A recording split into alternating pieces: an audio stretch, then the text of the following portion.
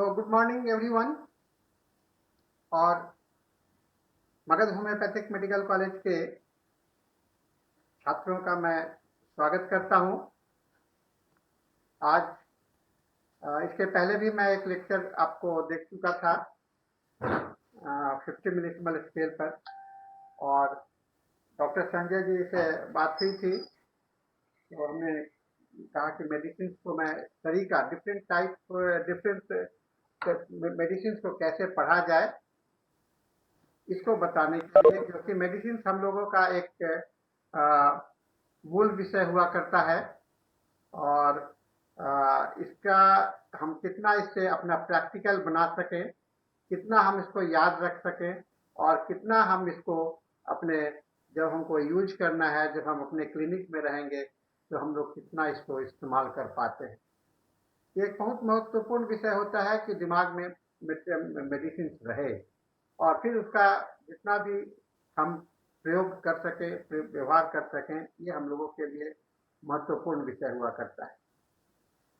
अगर दवा को अगर आप ठीक से समझेंगे नहीं, कॉन्सेप्ट को नहीं समझेंगे, तो लक्षणों का जो भरमार है, आप महसूस करते होंगे, एक दवा पढ़ते हैं तो दूसरी दवा भूल जाते हैं। इतने सारे लक्षण हैं, इतने सिमिलर सिम्टम्स हैं कि उसको डिफ्रेंशिएट करना मुश्किल हो जाता है। इसलिए मैथमेटिका को पढ़ने के लिए कई एक तरीके हो सकते हैं, और मैं हर एक तरीका का इस्तेमाल करके जो हमको सूटेबल हो, जो हमको अच्छा लगे, जिसको हम कर सकें, उसे प्रयास करने का कोशिश करना चाहिए।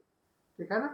तो हम लोग को आज के क्लास में हम लोग इस चीज़ को देखेंगे कि कैसे पढ़ना है, और मैं एक मेडिसिन के माध्यम से इसे बताने का प्रयास करूँगा कि किस तरह से। और मैं आगे से जो भी क्लास करूँगा उसमें अलग अलग तरीके से मैथमेटिका को बताने का, मेडिसिन को बता करके ये प्रैक्टिकल एप्लीकेशन हो जाएगा। तो आज के लिए मैंने चुना हूँ आप लोगों के लिए कार्बो वेजिटेबलिस। आप सभी बहुत ही कॉमन मेडिसिन है और बहुत ही यूजफुल मेडिसिन है, और आज के संदर्भ में, वर्तमान संदर्भ में इसकी यूटिलिटी काफ़ी बढ़ जाती है। आप देख रहे होंगे कि स्क्रीन पर दो कलर है, एक ब्लैक कलर है और एक व्हाइट कलर है। ब्लैक कलर में कार्बन लिखा हुआ है और व्हाइट कलर में वेजिटेबल लिखा हुआ है। ये मैंने जानबूझ करके इसे ब्लैक बताने का कोशिश किया था, क्योंकि कार्बन जो है तो अंततः जो है ये एक जला हुआ भाग होता है, कोयले का अंश होता है। और कोयला कहते हैं कि कोयला जब बन जाता है तो वह फिर से उसको फिर से आप लाइफ नहीं दे सकते हैं। तो ऐसा निर्जीव पदार्थ, निर्जीव सब्सटेंस आपके मैथमेटिका में कितना महत्वपूर्ण लाइफ गिविंग मेडिसिन के रूप में माना गया है, लाइफ सेविंग मेडिसिन के रूप में माना गया है, इमरजेंसी के रूप में माना गया है, इसका वर्णन करना बड़ा मुश्किल होता है कि क्यों और किस लिए कार्बो वेजिटेबलिस को होम्योपैथी के अंदर में देखा गया कि बहुत ही यूजफुल है, जो कि अपने आप में एक जल करके एक कोयला हो गया है ना। कोयला है जिसका कि केवल आप एक ही यूज कर सकते हैं, वह खाना बनाने के लिए कोयला को जला करके उसे जो आग निकलता है बस उतना ही यूज कर सकते हैं। और खत्म हो जाने के बाद में कोयला का फिर से उसका आप चाहेंगे कि वापस हो जाए, तो ऐसा नहीं हो पाता है।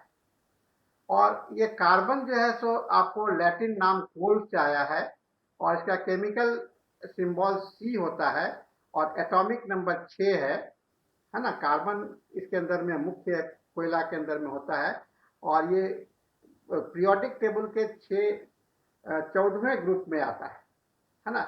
मैं इसलिए बता रहा हूँ कि अगर ये आप जानकारी रखते हैं तो बहुत कुछ हम लोग दवा के विषय में जानकारी है। उसका केमिकल स्ट्रक्चर को जानने से भी हमको बहुत कुछ जानकारी मिलती है। ये कार्बन का जो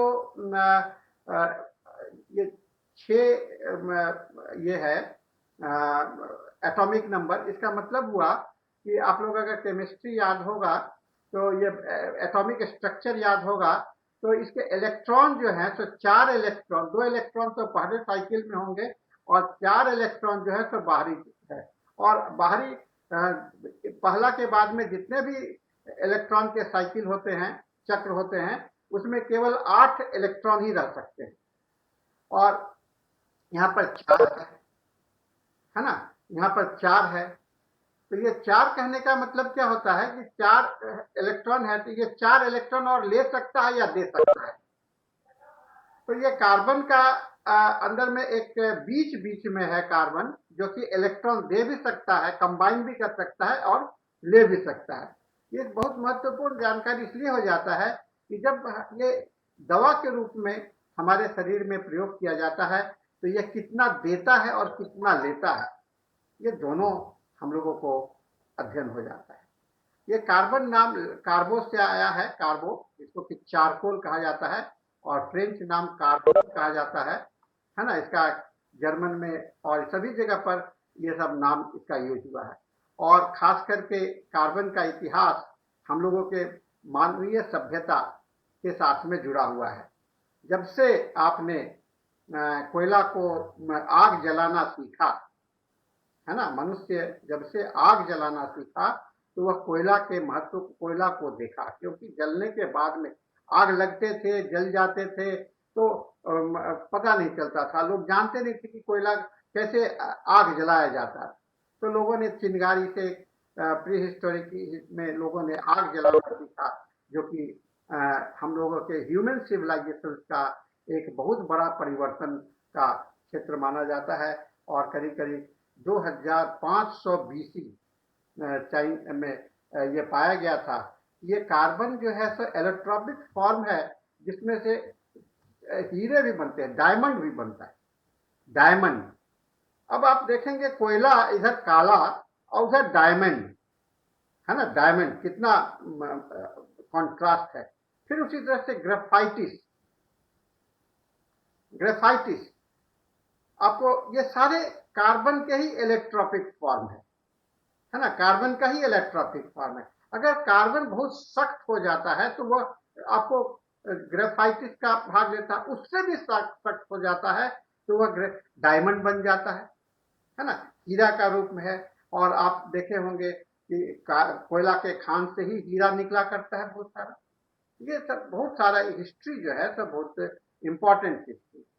दूसरी बात की कोयला को जब जलाते हैं तो वह गर्मी पैदा करता है, और गर्मी पैदा करने के लिए क्या जरूरत पड़ता है, ऑक्सीजन को जलाता है ना। ऑक्सीजन को गर्मी पैदा करने के लिए ऑक्सीजन को जलाता है, और ऑक्सीजन जो जलता है, ऑक्सीजन क्या आता है, यानी कि इस कार्बन में ऑक्सीजन को ले लेने की क्षमता होती है। आज आप सोच रहे होंगे जब ये कोरोना का जो प्रकोप है, तो जब बीमार होते हैं तो उसमें ऑक्सीजन की कमी हो जाती है। और आपके मैथमेटिका में देखिएगा कि ये अगर इस समय में रोगी को अगर कार्बोवेज दिया जाता है, और कुछ केस हम लोगों ने देखा उसमें कार्बोवेज को देने से उसके जो है तो धीरे धीरे उसके अंदर में ऑक्सीजन का मात्रा बढ़ गया। ठीक है, तो ये हमारे ऑक्सीजन के कार्बन काला होने के जलने के साथ में ऑक्सीजन हम लोगों के शरीर में इकट्ठा करने के काम में आ सकता है, इसकी एक संभावना है, इसका एक पोटेंशियलिटी है। और शायद इसी कारण से जब कोई आदमी मौत की अवस्था में होता है और उस समय में कहा जाता है कि ये रामबाण का काम करता है, ये जीवन दान का काम करता है ना, जीवन दान करने का काम करता है, लाइफ सेविंग मेडिसिन के रूप में काम आता है। तो शायद उस समय में ऑक्सीजन देकर के, जैसे वेंटिलेटर में ऑक्सीजन दिया जाता है, तो ये कार्बन जो है, कार्बोवेज जो है, तो आपको वेंटिलेटर के दवा के रूप में काम कर सकता है और करता है, जिसका कि बहुत सारे प्रमाण और बहुत सारे के आपको हिस्ट्री मिल चुके हैं। चारकोल ऑब्टेन्ड बाय, ये कैसे मिलता है हम लोगों को, ये वेजिटेबल टिश्यू को, माने लकड़ी को जलाइएगा तो उससे आपको कोयले बनते हैं, और उस कोयले का हम लोग फिर पोटेंटाइज करके हम लोग दवा बनाते हैं। ठीक है ना। मुख्यतः ये इनर्ट सब्सटेंस है, इसका कोई यूज नहीं है। लेकिन मेडिसिनल पावर में कन्वर्ट करने के लिए इसमें आप सोच रहे होंगे कि कितना सोच होगा, कितना दिमाग होगा, जिसके कारण से लोगों ने सोचा होगा और इस के कारण लोगों को ये कार्बन ये आया और ये बाद में चल करके ये ठीक होने के मिला है। कार्बन का जो साइकिल है आपको दिखलाई पड़ेगा, कार्बन का साइकिल। इसमें बायोलॉजिकल, जियोलॉजिकल है। हम लोग ऑक्सीजन लेते हैं, ऑक्सीजन से कार्बन से जुड़ता है तो कार्बन डाइऑक्साइड बनता है और प्लांट में जाता है तो प्लांट जो है तो आपको प्योर ऑक्सीजन देता है। ठीक है, तो ये आदान प्रदान, ऑक्सीजन और कार्बन का आदान प्रदान चलता रहता है और इससे हम लोगों का जीवन चलता रहता है। इसलिए कार्बन साइकिल का मैं आपको इसलिए जिक्र किया कि इससे कार्बन साइकिल जो है तो हम लोग के जीवन साइकिल को, लाइफ साइकिल को, आदान प्रदान का, ऑक्सीजन और कार्बन के आदान प्रदान को, व्यवस्था को ठीक करता है। आदान प्रदान के करने के व्यवस्था को ठीक करता है और जहां भी रोगी में हम लोगों को कार्बन साइकिल का गड़बड़ी दिखलाई पड़ता है वहां पर ये कार्बोवेज का यूटिलिटी बढ़ जाता है। एक बात मैं जब बताता हूं तो इसका मतलब नहीं होता है कि आप किसी भी रोगी में करेंगे, वहां पर टोटलिटी ऑफ सिम्टम्स तो देखना ही पड़ता है, क्योंकि और भी बहुत सारी दवाइयां हैं जिसमें कि कार्बन यूटिलिटी का स्थान होता है। ठीक है ना, कार्बन यूटिलिटी का स्थान और भी बहुत सारी दवाइयों में, तो इसको हम लोग को दिमाग में रखना चाहिए। आपको मैं बता दूं, इसका जो फैमिली है उसको ब्यूटिलेसी बर्च फैमिली कहते हैं, या कभी कभी इसको फैगेसी फैमिली, बीच बर्च या बीच फैमिली है। इसका लैटिन नाम कार्बोवेजिटेबलिस है। होम्योपैथी में हम लोग इसको कार्बोवेज भी बोलते हैं और इसका शॉर्ट फॉर्म में कार्बो भी कहते हैं। इसके कई एक सिनोनिम्स हैं, कार्बोवेजिटेबलिस, कार्बोवेज, वेजिटेबल चारकोल, ये सब इसके सिनोनिम्स नाम है। ठीक है ना। कार्बन जो है सो बहुत सारे रूप में आता है, इलेक्ट्रॉपिक फॉर्म में आता है, ग्रेफाइट है, डायमंड है, नैनो ट्यूब्स है, ग्राफीन है, चारकोल है और ये इतने सारे, और ये अभी तक क्रिस्टलिन फॉर्म में पाया जाता है। जब क्रिस्टल फॉर्म में हो जाता है, भुरभुरा फॉर्म में भी पाया जाता है ना। क्रिस्टलिन फॉर्म में आ जाता है तो वह डायमंड का रूप ले लेता है और भुरभुरा फॉर्म में जिसको कि आप दबाते हैं तो टूट जाता है। तो और कोयला को आप देखिएगा, पत्थर कोयला होता है, लकड़ी का कोयला होता है। तो हम लोग जिस कोयला को यूज करते हैं वो लकड़ी का कोयला है। पत्थर का कोयला है जो जमीन के अंदर से निकाला जाता है, माइन से निकाला जाता है, और जो हम लोग जला करके, लकड़ी को जला करके जो कोयला निकालते हैं तो वेजिटेबल चारकोल कहलाता है। और कुछ आदमियों के हड्डियों को जला करके भी बनता है तो उसको हम लोग एनिमल चारकोल कहते हैं। उससे भी हम लोगों का होम्योपैथी में दवा बना है। इसको हम लोग कार्बो एनामेलिस के नाम से जानते हैं। ठीक है ना। इसके केमिकल स्ट्रक्चर बहुत लंबा है और ओल्ड इसके पहले समय में भी इसका यूज किया जाता था। ऐसा नहीं है कि होम्योपैथी में आने से ही हुआ, लेकिन पुराने जमाने में भी इसका बहुत बड़ा यूज होता था। कैसे यूज करते थे उस समय लोग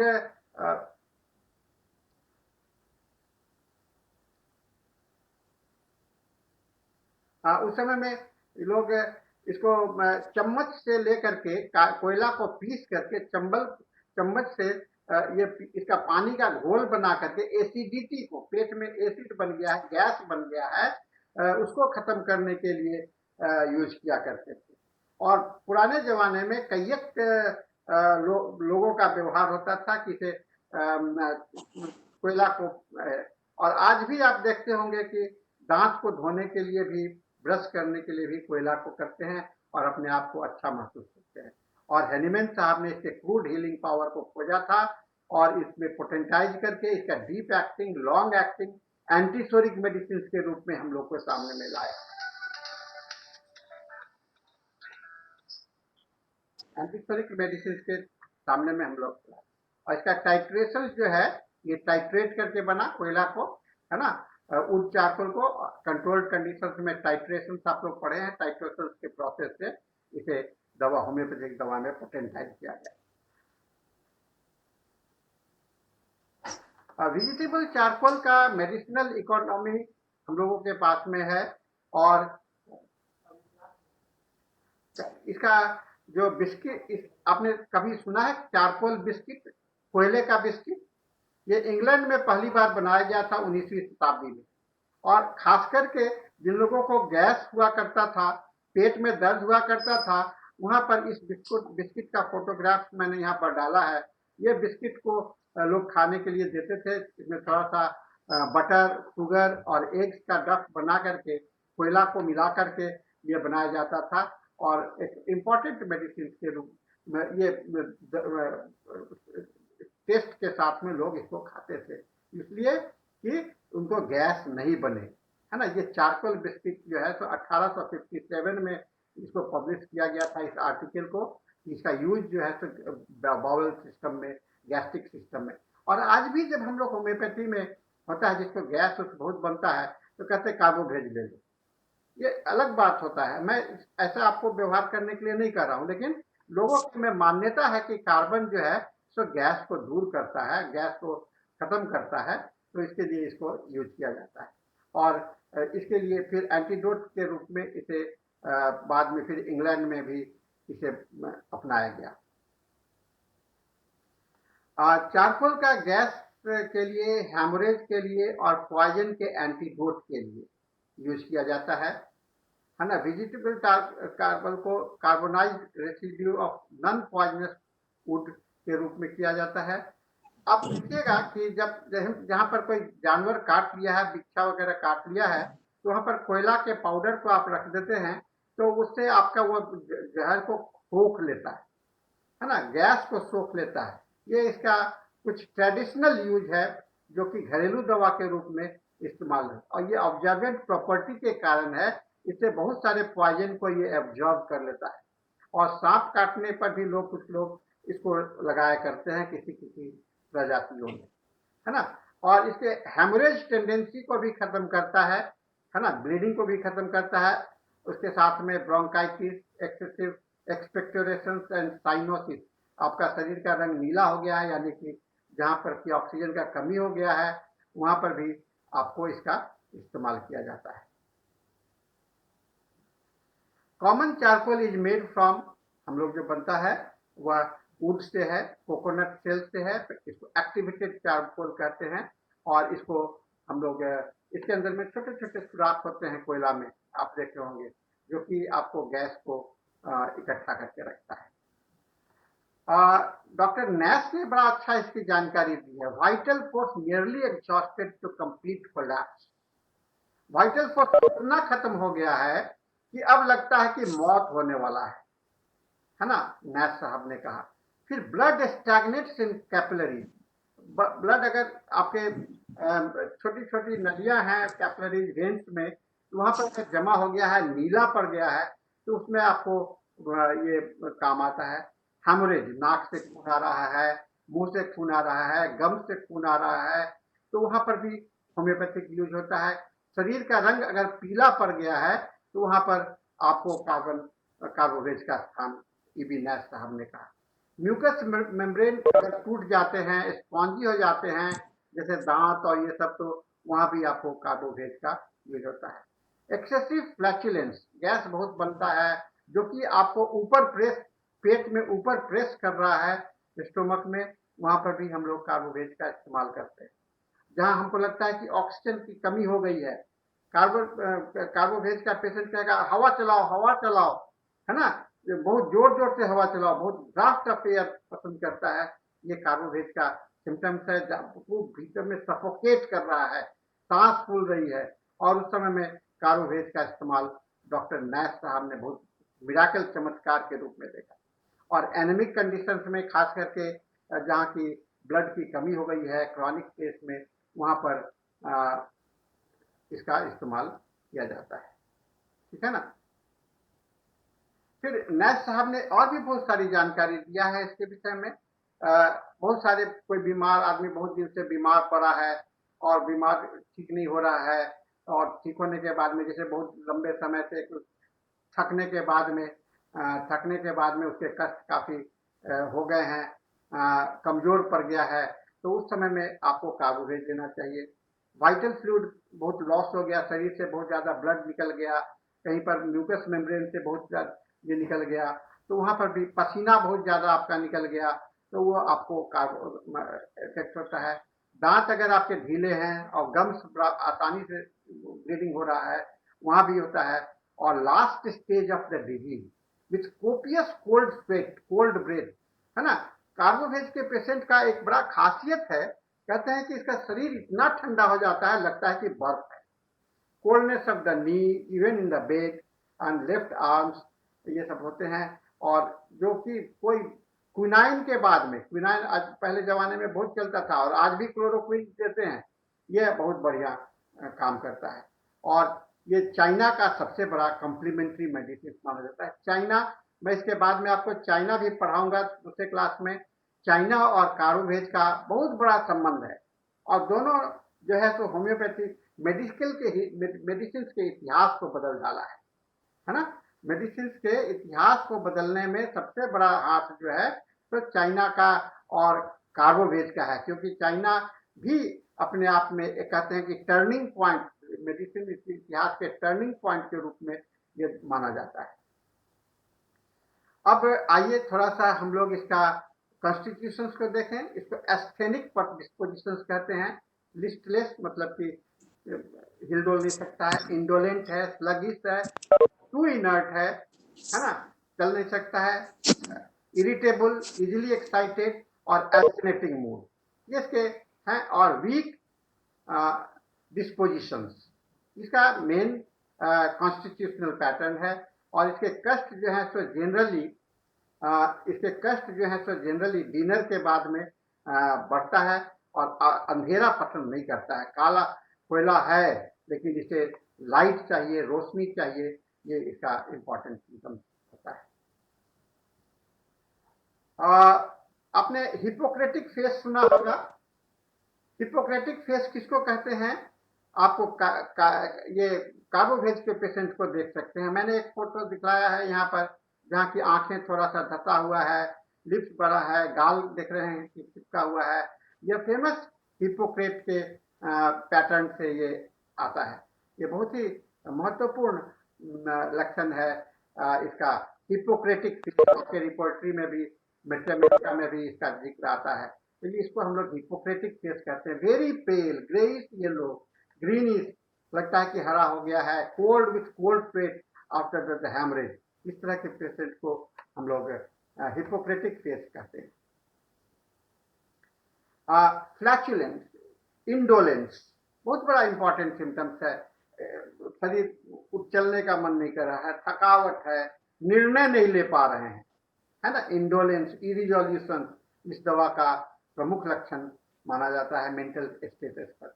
शरीर से हिलना डुलना नहीं चाहते हैं, चुपचाप पड़े रहना देना चाहते हैं, निर्णय नहीं ले पाते हैं, इस दवा का प्रमुख लक्षण आता है। फियर ऑफ द डार्क, अंधेरा, है ना। कोयला काला है लेकिन स्वयं को ही, इसको कहते हैं स्वयं से डर, अपने से डर। ये कार्बोवेज का बहुत इंपॉर्टेंट पर्सनैलिटी है। अपने जीवन से डर लगने लगता है, जब लगता है कि मुझे मौत आ रहा है ना, अंधेरे में जाना है। तो जो आदमी खुद अंधेरा में है, देखा है, और अंधेरा का महत्व आपको देख चुका था,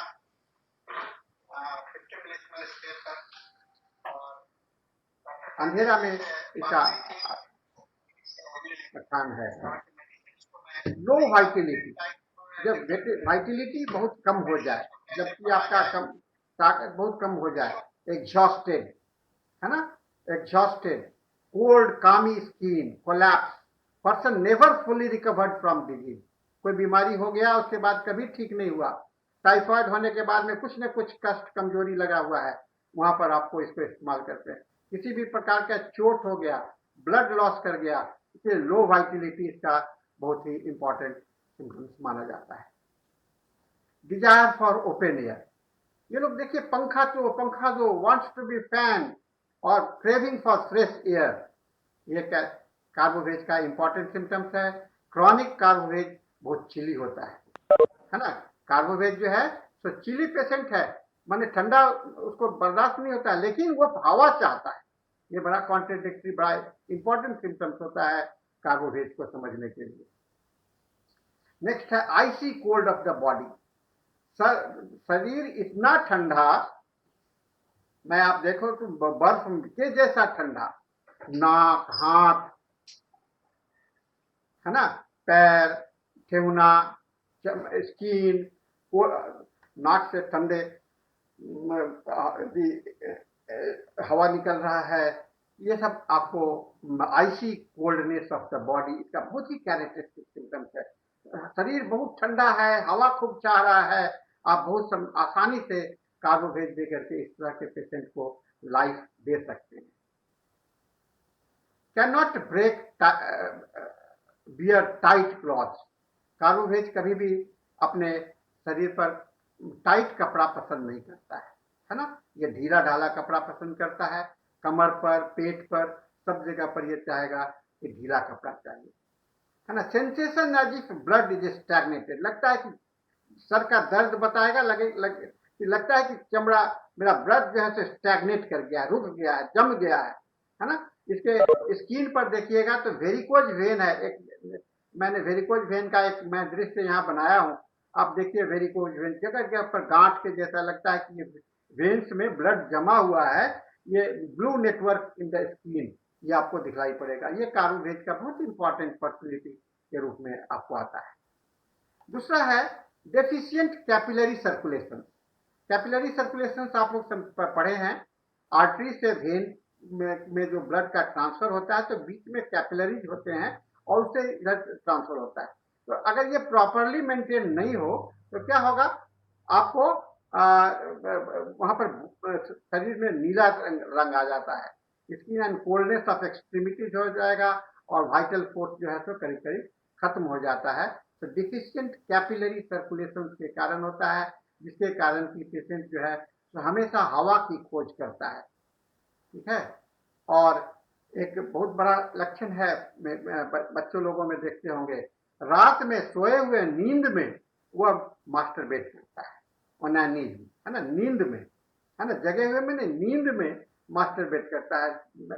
कॉमन है कि लोग युवा अवस्था में आने के बाद में, एडोलेसेंस आने के बाद में मैक्सिमम बच्चे मास्टरबेशन में चले जाते हैं, लेकिन ये जो पेशेंट होते हैं कार्बोवेज के, वो निद्रा में, नींद के समय में ओनानिज्म आता है। एक बड़ा पिक्यूलियर सिम्टम्स इस दवा के साथ में है।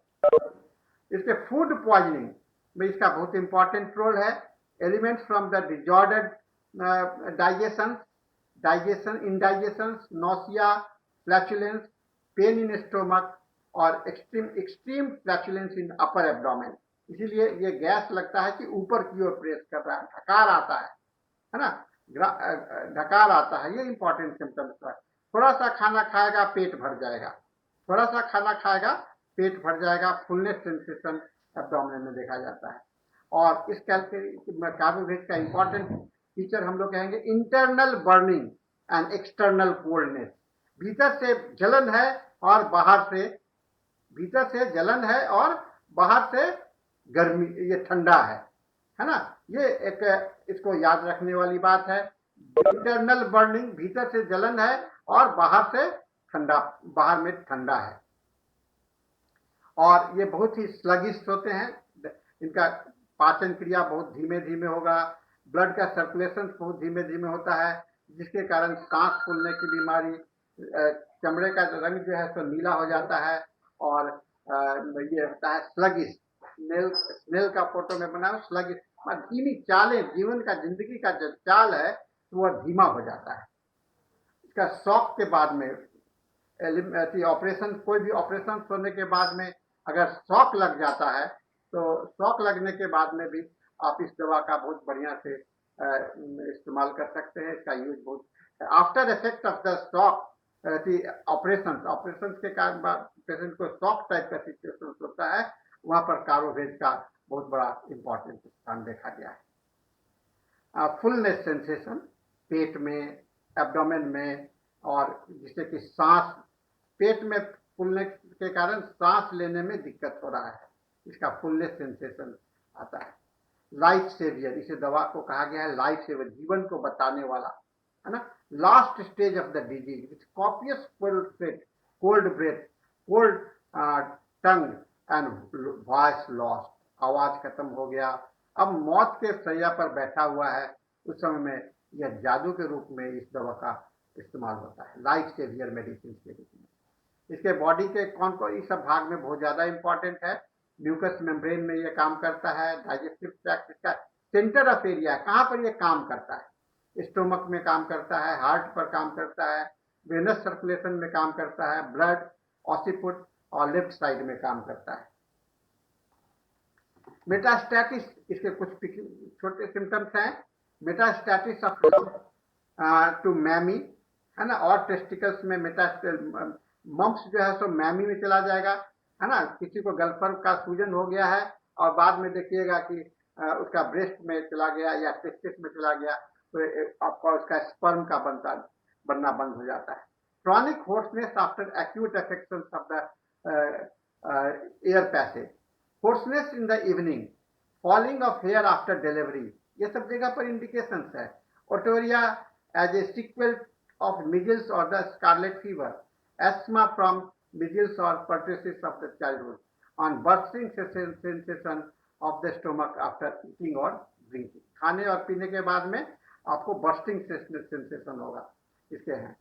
फिर और आते हैं एस्थमा और dyspnoea of gall bladder problem, asthma hernia वाले में। फिर एस्थमा आपको के साथ में ये सब ओपन यदि एसोसिएटेड सिम्टम्स है, एस्थमा और उसके साथ में चमड़े का रंग ब्लू, तो एस्थमा के साथ में और भी प्रेगनेंसी के समय में एस्थमा है ना, सांस लेने की बीमारी ये आता है। इसके कष्ट जो हैं सभी, जो जनरल कष्ट है वह आराम मिलता है इरेक्टेशन से, ढकार से, कोल्ड एयर से, एलिवेटिंग फीट पैर को ऊपर रखने से, हवा छूटने से और फैन से। इसके कष्ट बढ़ते हैं गर्मी से, लॉस ऑफ फ्लूइड से, ये सारे जो लिस्ट बने हुए हैं इसके कष्ट को बढ़ाता है। Patient craves for those things which make them sick और ओल्ड, क्रेव विस्की और ब्रांडी है ना, ये पसंद करता है, विस्की और ब्रांडी को पसंद करता है, ठीक है, जिससे कि नुकसान करता है उसे।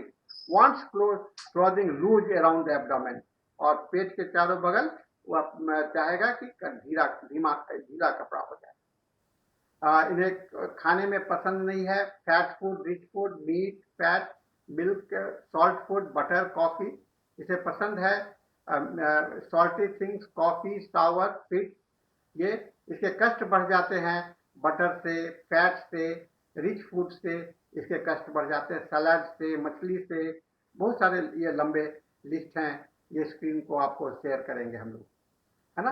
इसका extreme flatulence, fullness, temporary ambulates by ambulation, cannot bear the tight clothing, इसका मुख्य सिम्टम्स आता है। लो वाइटिलिटी, स्लगिशनेस, इंडोलेंस, इसका इम्परफेक्ट, याद रखने के लिए मैं यहाँ पर एक संक्षेपण में आपको दिया हूँ। Craving for fresh air, wants to be fan, aggravate warm wet weather, sultry weather, and icy coldness of the extremities, blueness, sensation as if blood is stagnated। तो ये आपका कार्बोवेज का है। मुझे लगता है कि इतने सारे पूछने के बाद में कार्बोवेज कभी भी आपके दिमाग से नहीं निकलना चाहिए। यह कार्बोवेज जो है तो बहुत ही महत्वपूर्ण हम लोगों के मेट्रा मेडिका का औषधि है, और यह हम लोगों के लिए एक महत्वपूर्ण औषध है। इसलिए कार्बन जल तो है गया, लेकिन हम लोगों के होम्योपैथिक मेट्रा मेडिका का ये डायमंड है, हीरा है, और इसे अगर आप अध्ययन अच्छा से करेंगे तो आपको इसका इस्तेमाल करेंगे, आप देख सकते हैं कि इसका इस्तेमाल कितना महत्वपूर्ण है। तो इसके साथ में जो है तो हम लोगों का ये लेक्चर जो है तो यहाँ पर